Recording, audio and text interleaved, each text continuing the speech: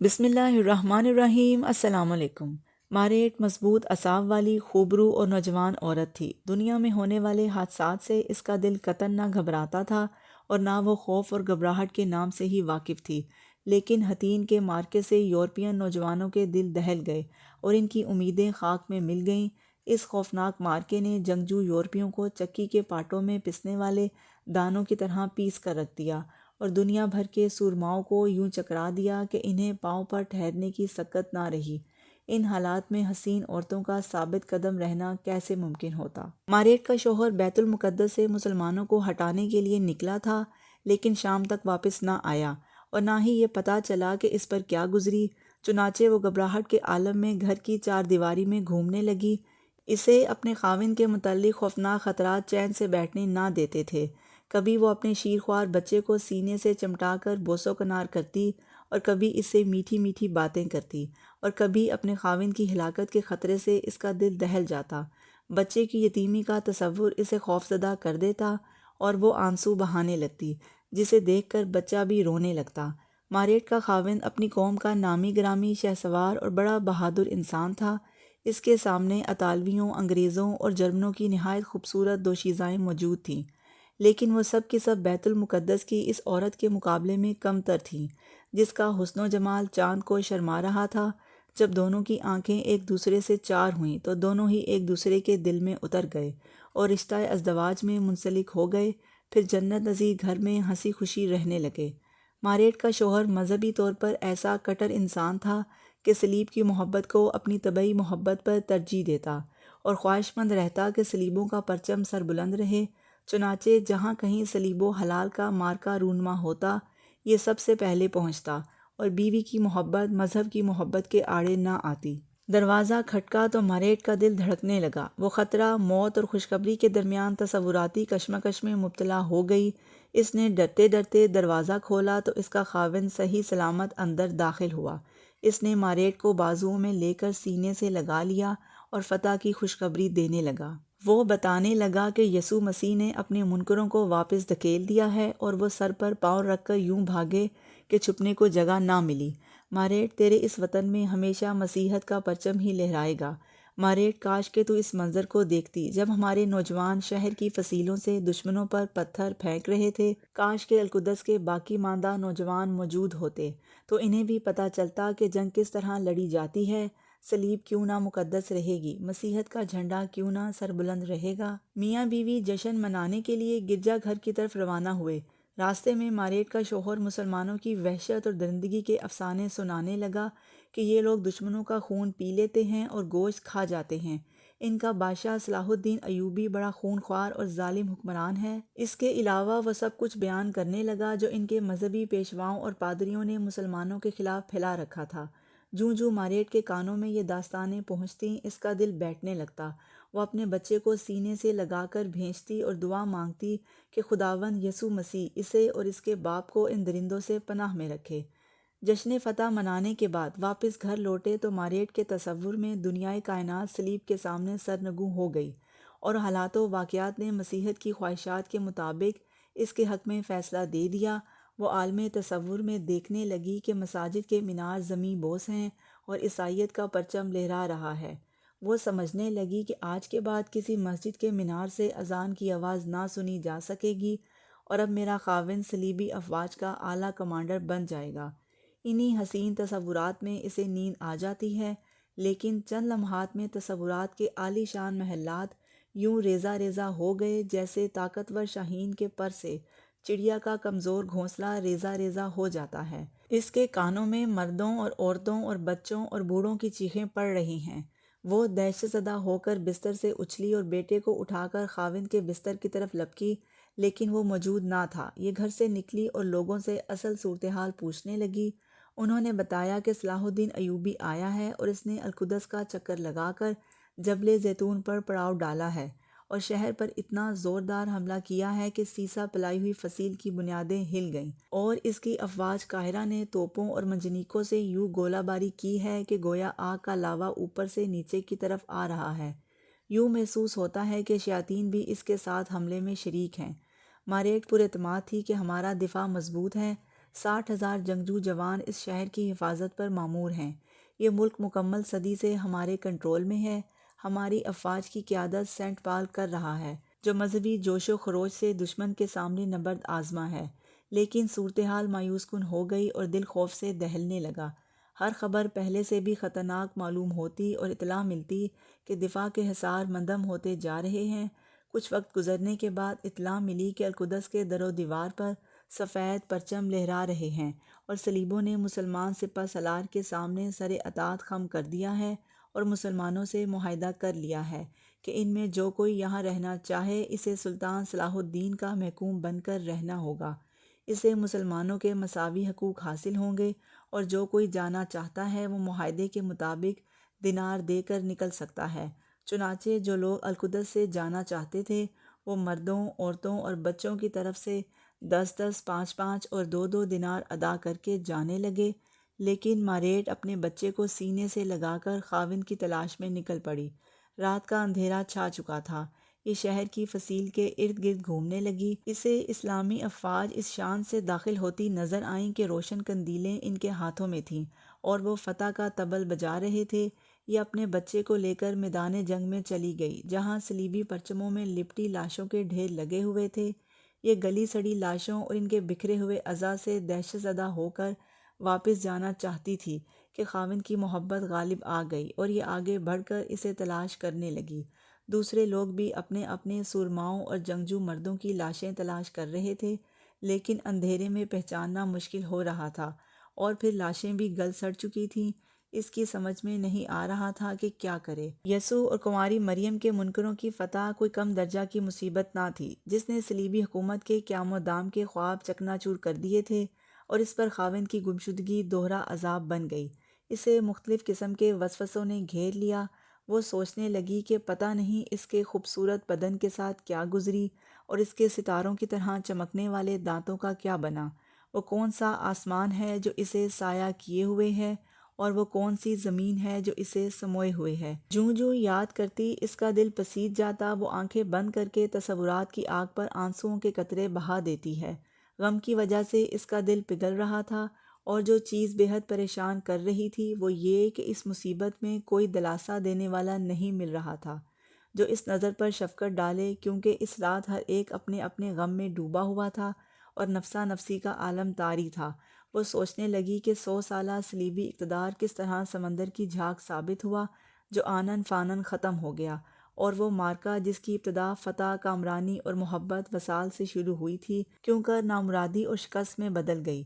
جس ملک کو حاصل کرنے کے لیے پورا یورپ زور لگا رہا تھا کہ کس طرح ایک امیر کے ہاتھوں قبضے سے نکل گیا۔ جب ایک مسلمان امیر تمام مسیحی حکمرانوں پر اتنا بھاری ثابت ہوا تو اس وقت کیا حال ہوگا جب تمام مسلمان سلاطین اکٹھے ہو جائیں گے۔ وہ سوچنے لگی کہ ایک چھوٹی سی مملکت کا یہ حال ہے تو اس وقت کس طرح کوئی طاقت مسلمانوں کے سامنے ٹھہر سکتی تھی، جب چین سے فرانس تک ایک ہی خلافت قائم تھی۔ یہ مختلف لوگوں سے اپنے خاوند کے متعلق دریافت کرتی رہی، لیکن کسی نے بھی کوئی جواب نہ دیا۔ ایک کریم النفس ملا بھی تو اس نے صرف اتنا کہا کہ میں نہیں جانتا۔ چاند آہستہ آہستہ بادلوں میں آنکھ مچولی کرتا ہوا کرۂ ارض پر روشنی ڈالنے لگا۔ اس نے دیکھا کہ ٹوٹی ہوئی تلواروں اور تیروں کے درمیان زرہوں میں ڈھکی ہوئی لاشیں خاک و خون میں بکھری پڑی ہیں، اور جن چہروں سے القدس کی سرزمین پر رونق تھی وہ آج پہچانے نہیں جا رہے تھے۔ یہ اپنے خاوند کو تلاش کرتی ہوئی ایک بوڑھے کے پاس سے گزری جو اس کے خاوند کا جاننے والا تھا۔ اس نے اس کا ہاتھ تھام کر اسے میدان سے نکالا اور اپنے ساتھ گھر لے جانے لگا۔ اس نے آہستہ سے پوچھا، ابا جان، آپ نے کہیں میرا خاوند دیکھا ہے؟ اس نے مایوس کن خبر دینے کی بجائے ادھر ادھر کی باتیں بتائیں تاکہ یہ مزید خوفزدہ نہ ہو۔ اس نے پھر سوال کیا، ابا جان، اب یہ فاتحین ہمارے ساتھ کیا سلوک کریں گے؟ کیا وہ میرے بچے کو میرے سامنے کھا جائیں گے؟ اس نے جواب دیا، تمہیں کس نے یہ جھوٹی باتیں بتائیں؟ مسلمان بڑے معزز اور رحم دل لوگ ہیں۔ ان کا بادشاہ صلاح الدین تمام حکمرانوں سے بڑھ کر رحم دل ہے۔ پھر وہ مسلمانوں کے کریمانہ اوصاف بیان کرنے لگا تو یہ منہ کھولتی رہ گئی۔ اس نے پھر بتایا کہ اگر وہ ہمیں ذبح بھی کر دیتے تو زیادتی نہ ہوتی بلکہ عین انصاف ہوتا، کیونکہ 1 صدی بیشتر جب ہم یہاں داخل ہوئے تھے تو ہم نے مسلمانوں کو ان کے گھروں، گلیوں اور مسجدوں میں ذبح کیا تھا۔ اس دن ہم نے 70,000 بے گناہ مسلمان بچوں، عورتوں اور بوڑھوں کو قتل کیا تھا، یہاں تک کہ وہ ہم سے بچنے کے لیے فصیلوں سے زمین پر چھلانگیں لگا رہے تھے۔ اس دن ہماری زندگی پر کسی نے انکار نہ کیا اور نہ کسی کا دل پسیجا۔ صبح ہوئی تو ماریٹ کو یوں محسوس ہوا کہ اس کا جگر جل رہا ہے اور جدائی کا خنجر اس کی پسلیوں کو چھید رہا ہے اور کوئی گتھی سلجھ نہیں رہی۔ وہ گھبرا کر اپنے پڑوسیوں کے پاس چلی گئی جو بھیانک صورتحال کا غور سے مشاہدہ کر رہی تھی کہ اچانک القدس نعرہ تکبیر سے گونجنے لگا۔ مسلمان اور عیسائیوں کے گروہ اکٹھے ہو گئے۔ مسلمان نعرہ اور تکبیر لگاتے اور یہ روتے اور واہ ویلا کرتے۔ تمام عورتوں نے دیکھا کہ ایک نوجوان خطبہ پر چڑھا صلیب کو اتارنے لگا جو 1 صدی سے یہاں پر نصب تھی اور گمان تھا کہ قیامت تک رہے گی۔ ان کے پاس مسلمانوں کے حسن سلوک کی وہ خبریں پہنچیں جن پر یقین کی بجائے تعجب آ رہا تھا کہ مسلمانوں نے کسی کو تکلیف نہیں دی اور نہ کسی کے مال کو ہاتھ لگایا ہے، بلکہ جو عیسائی شہر سے جانا چاہتے ہیں وہ معاہدے کے مطابق دینار ادا کر کے جا رہے ہیں، بلکہ اپنا پسندیدہ مال بھی اٹھا رہے ہیں، اور مسلمان فاتحین عیسائی مفتوحوں سے ان کا زائد ضرورت سامان قیمتاً خرید رہے ہیں اور عیسائی امن و سلامتی سے آ جا رہے ہیں۔ اور یہ بھی معلوم ہوا کہ جنگ کے دھنی مسلمان حالت امن میں بڑے متمدن اور باوقار لوگ ہیں، ان میں سوائے امن و سلامتی اور صلح و آتشی کے کچھ نظر نہیں آ رہا، اور یہ کہ مسلمانوں نے نصارہ کی بدعات کے خاتمے کے علاوہ کسی چیز کو ہاتھ نہیں لگایا، اور مسلمانوں نے نور الدین شہید کا منبر حرم میں رکھ کر اس پر خطبہ دیا۔ ان کو عینی شاہد نے بتایا کہ میں بلا روک ٹوک مسلمانوں کے اس اجتماع میں شریک ہوا۔ وہ سب کے سب بغیر کسی امتیاز کے مسجد کے صحن میں بیٹھے تھے۔ مجھے ان کے سکون، وقار اور اللہ تعالیٰ کے سامنے خشوع و خضوع نے تعجب میں ڈال دیا کہ یہ لوگ جو میدان جنگ میں سرکس شیطان معلوم ہوتے تھے، مسجد میں کس طرح خدا رسیدہ راہب بن گئے ہیں۔ اور ان کے خطیب نے جو خطبہ دیا ہے، مجھے یوں لگتا ہے کہ اگر یہ خطبہ ریگستان کے ٹیلے سن لیں تو حرکت کرنے لگیں اور تبدیل ہو کر شہسوار بن جائیں اور زمین پھاڑ کر رکھ دیں۔ اگر گمسم پتھر سن لیں تو ان میں زندگی سرایت کر جائے۔ مجھے یقین ہو گیا کہ یہ لوگ جب تک ایسے مسلمان رہیں گے انہیں پوری دنیا مل کر بھی شکست نہیں دے سکتی، کیونکہ ان کے قلوب میں ایمان کی قوت موجود ہے جو تمام قوتوں سے بھاری ہے۔ ان کو کوئی چیز ڈرا نہیں سکتی، کیونکہ لوگ موت سے ڈرتے ہیں اور یہ مسلمان موت کو محبوب سمجھتے ہیں۔ ہماری قوم کو اس ملک پر قبضے کا خیال دل سے نکال دینا چاہیے، کیونکہ اس قوم کا ہر فرد ہی صلاح الدین ایوبی ہے اور بہادری میں اپنی مثال آپ ہے، لہٰذا ہمیں بلا فائدہ جانیں ضائع نہیں کرنی چاہیے۔ ماریٹ نے اپنی قوم کے ایک گروہ کو دیکھا جو اسلام کے عادلانہ اور مساویانہ قانون میں رہنے کو ترجیح دے رہا ہے، اور دوسرا فریق کوچ پر اصرار کر رہا ہے۔ اس نے کوچ کرنے والے فریق کے ساتھ جانا پسند کیا، کیونکہ وہ نہیں چاہتی تھی کہ اس شہر میں گزرے ہوئے پرلطف لمحات اس کو تڑپاتے رہیں۔ ماریٹ نے اس شہر کو الوداع کہا جو اسے تمام کرۂ ارض سے پیارا تھا، جو کبھی اس کی قوم کے قبضے میں تھا اور آج دشمن کے قبضے میں، اور اب وہ اس شہر میں وہ اپنے محبوب خاوند کو گم کر کے جا رہی ہے۔ جو ہی خاوند کی یاد آئی تو سوچنے لگی، پتہ نہیں کہ وہ بیچارہ کس وحشی درندے کی خوراک بنا یا کون سے پرندے کا پیٹ اس کی قبر بنا ہے۔ پرانی یادوں نے اسے ایسا ستایا کہ وہ بلند آواز سے رونے لگی۔ اسے دیکھ کر باقی عورتیں بھی رونے لگیں جن کے خاوند یا عزیز و اقارب قتل یا قید ہو چکے تھے۔ ان لمحات میں انہیں ایک فوجی دستے نے روک لیا اور ایک جگہ چلنے کو کہا۔ وہ مارے خوف و دہشت کے اس طرف چلنے لگی۔ جب وہ ایک فوجی دستے کے پاس پہنچی تو انہیں ایک بزرگ صورت شہسوار نظر آیا۔ یہ نہایت اطمینان سے اسے دیکھنے لگی۔ جب ان کے کانوں میں یہ آواز پڑی کہ یہی صلاح الدین ایوبی ہے تو ان کے دل پسلیوں میں چلے گئے۔ ماریٹ نظر چرا کر کن اکھیوں سے اس کی طرف دیکھنے لگی۔ اس کے چہرے پر نور و ہیبت اور رعب و جلال کے سوا کچھ نظر نہ آیا۔ جب یہ اس کے پاس پہنچی تو اس نے پوچھا کیوں روتی جا رہی تھی؟ ایک عورت نے بتایا کہ ہمارے عزیز و اقارب آپ کی قید میں ہیں اور ہمارے خاوند، یہ کہہ کر وہ پھوٹ پھوٹ کر رونے لگی۔ ان کے ساتھ ہی نرم دل فاتح بھی رونے لگا اور اس نے ان کے قیدی چھوڑنے کا حکم دے دیا۔ انہیں حسب ضرورت مال و اسباب اور سامان خورد و نوش اور سواریاں دے کر روانہ کر دیا۔ جب ماریٹ نے اپنے محبوب خاوند کو صحیح سلامت دیکھا تو سب مصیبتیں اور تھکاوٹیں دور ہو گئیں۔ بدبختی اور شکست کے صدمات بھول گئے، خوشی سے آنکھوں میں آنسو بھر آئے۔ وہ لوگوں کے سامنے ہی اپنے خاوند سے لپٹ گئی۔ اسے یہ خیال بھی نہ آیا کہ لوگ کیا کہیں گے۔ صلاح الدین کے عفو و کرم نے ہر مرد و زن کو اس کے عزیزوں کے ساتھ ملا دیا۔ اب یہ سارے مل کر طرابلس کی طرف روانہ ہو گئے۔ یہ لوگ راستے پر چل نہیں رہے تھے بلکہ راستہ ان کو لے کر چلنے لگا۔ اب ان کے سینوں میں خوشی اور نا امیدی، میدان جنگ کی شکست اور قیدیوں کی رہائی میں کامیابی، فاتحین سے بغض اور ان کی نیکی کے شکریہ جیسے جذبات کا تلاطم برپا تھا۔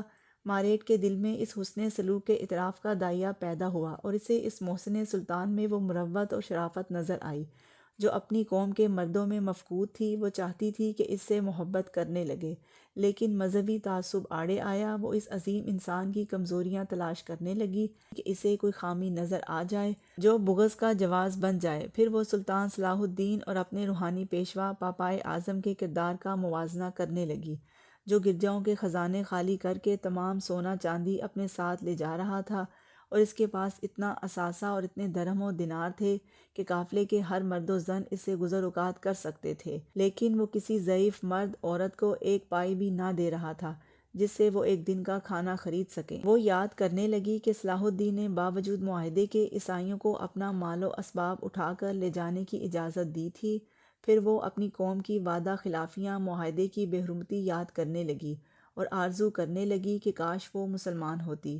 سینوں میں موجزن ہونے والے جذبات کی لہریں عجیب و غریب منظر پیش کر رہی تھیں، جن میں ماؤں کی مامتا اور ان کا اظہار بھی تھا، اغنیا کی دولت اور ان کی سنگ دلی بھی تھی، صبر بھی تھا اور آہ و فغاں بھی، سچائی بھی تھی اور جھوٹی نمود بھی۔ اس میں یسوع مسیح کے نائب اور خلیفہ پوپ اعظم کی زاہدانہ زندگی کا بھانڈا بھی پھوٹ رہا تھا، جو مال تو اس لیے جمع کرتا کہ غربا اور مساکین کی مدد کرے، لیکن وہ اکیلا ہی کھاتا جا رہا تھا۔ لکودک صحرا میں چلتا ہوا یہ قافلہ بے سر و سامانی کی حالت میں طرابلس پہنچا۔ کئی ساتھی بھوک اور پیاس سے زندگی کی بازی ہار چکے تھے۔ جب یہ قافلہ طرابلس کے مین گیٹ پر پہنچا تو عیسائی امیر نے دروازہ بند کروا دیا تاکہ آنے والے اندر داخل نہ ہو سکیں۔ پھر اس نے قافلے کو لوٹنے کے لیے ڈاکو بھیج دیے، جن کے مقابلے کے لیے قافلے کے جوان نکلے تاکہ اپنے مال و اسباب بچا سکیں، لیکن ڈاکوؤں نے ان کو قتل کر دیا۔ مقتولوں میں ماریٹ کا شوہر بھی تھا۔ باقی بچا کچا قافلہ واپس بیابان میں یوں پھرنے لگا جیسے سمندر کی لہروں میں کشتی پھرتی ہے۔ اکثر لوگ تو واپس ارض اسلام میں لوٹ آئے اور امن و سلامتی اور آزادی سے رہنے لگے، اور کچھ لوگ انطاکیہ کی طرف روانہ ہو گئے۔ ماریٹ بھی گمسم ان کے ساتھ چلتی پھرتی رہی۔ اس کا شعور جواب دے گیا۔ جب وہ انطاکیہ پہنچے تو انطاکیہ والوں نے انہیں بھگا دیا۔ پھر وہ واپس ارض اسلام میں آ گئے، اس یقین کے ساتھ کہ اس دنیا میں امت محمدیہ کے علاوہ کوئی شریف و نبیل قوم نہ ہوگی۔ البتہ ماریٹ تھک کر ہار کر اپنی جگہ پر لیٹ گئی، کیونکہ اس کے ہاتھ پاؤں تھکاوٹ کی وجہ سے پھول چکے تھے اور چلنے کی طاقت نہ رہی تھی۔ تھوڑی دیر بعد انطاکیہ سے اس کا ہم مذہب عیسائی نوجوان آیا اور اس سے غم خواری کرتا ہوا اپنے خیمے میں لے گیا جو ساحل سمندر پر واقع تھا۔ یہ وہاں پہنچتے ہی تھکاوٹ کی وجہ سے لیٹ گئی۔ تھوڑی دیر بعد اسے اپنے ارد گرد ہونے والے شور نے جگا دیا۔ اس نے سنا کہ ایک آدمی اپنے ساتھی سے کہہ رہا ہے، ہم تجھے اس عورت کے پاس اکیلا نہیں چھوڑیں گے، یہ خوبصورت عورت ہے، ہمیں ملی ہے۔ پہلا جواب دیتا ہے، یہ میرا شکار ہے، میں نے اسے شکار کیا ہے۔ وہ سمجھ گئی کہ اختلاف میرے متعلق ہی ہے اور میری عزت و آبرو پر جھگڑا ہو رہا ہے۔ وہ اپنے ماضی کو یاد کرتی ہے کہ ایک تو خاوند مارا گیا، ساتھی تتر بتر ہو گئے اور آج عزت بھی برباد ہونے کو ہے۔ وہ غضبناک لہجے میں بولی، افسوس اہل یورپ، کیا یہ ہے تمہارا دین اور یہ ہے تمہاری انسانیت اور یہ ہے تمہاری شرافت اور مروت؟ وہ دونوں کہکے لگا کر ہنستے ہیں۔ اس کا غصہ بھڑک اٹھتا ہے اور چلا کر کہتی ہے، میں تم سے کس زبان میں گفتگو کروں جبکہ تم ملحد اور کافر ہو؟ کیا میں تمہیں انسانیت کی زبان میں سمجھاؤں جبکہ تم درندے ہو جنہوں نے بنی آدم کی کھال پہنی ہوئی ہے؟ میں تم سے مروت و شرافت کی زبان میں خطاب کروں جبکہ تم اس کی حدود کو پامال کر چکے ہو اور وہ تمہارے اندر نظر نہیں آ رہی؟ تم پر ہلاکت ٹوٹ پڑے۔ تمہیں شرم نہیں آتی کہ یہ مسلمان تمہارے دشمن ہو کر بھی تمہاری عورتوں کی آبرو پر ڈاکہ نہیں ڈالتے اور شفقت اور مہربانی سے پیش آتے ہیں اور تمہاری عزتوں کی تم سے زیادہ محافظ ہیں؟ وہ تم سے زیادہ شرافت اور فضیلت والے ہیں۔ وہ یسوع مسیح کی ہدایت پر تم سے بدرجہ بڑھ کر عمل کرنے والے ہیں۔ اللہ کی قسم، تم میں نہ تو شرم و حیا نام کی کوئی چیز ہے اور نہ شرافت و مروت ہی کا مادہ ہے۔ نہ تو مسیح کے امتی ہو نہ محمد کے، بلکہ تم شیطان کے چیلے ہو اور محمد کے امتی۔ مسیح اور محمد دونوں کے امتی ہیں۔ وہ شرافت اور بزرگی کے پیکر اور انسانیت کا نچوڑ ہیں۔ تم ان پر کبھی غالب نہیں آ سکتے، مستقبل ان کا ہے، فتح و نصرت ان کا مقدر ہے، تم ان سے عرض مقدس نہیں لے سکتے، وہ تم سے زیادہ وفادار ہیں، ان میں انسانیت کوٹ کوٹ کر بھری ہوئی ہے، اور تم پر لعنت ہو، بربادی اور رسوائی تمہارا مقدر ہے۔ وہ دونوں پہلے سے زیادہ ہنسنا شروع کر دیتے ہیں، یہ چاروں طرف نظر دوڑاتی ہے کہ شاید کوئی مددگار مل جائے، مگر کہاں، جس شہر میں مسلمان نہ ہو وہاں عزت کی پاسبانی کیوں کر ہو سکتی ہے؟ وہ دونوں سرخ آنکھوں کے ساتھ اس پر جھپٹنے والے تھے کہ اس نے اپنے بچے کو سمندر میں پھینک کر خود بھی چھلانگ لگا دی۔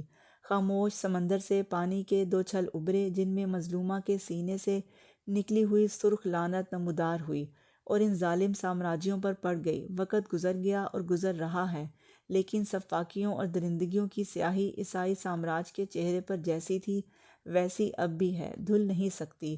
میری دعا ہے کہ اللہ ہمیں آسانیاں عطا فرمائے اور آسانیاں تقسیم کرنے کا شرف عطا فرمائے۔ آپ سب کا بہت بہت شکریہ۔ آپ لوگ میری ویڈیو دیکھتے ہیں، سنتے ہیں، سمجھتے ہیں، پسند کرتے ہیں، شیئر کرتے ہیں اور میرے چینل کو سبسکرائب کر کے مجھے موٹیویٹ کرتے ہیں۔ جزاک اللہ۔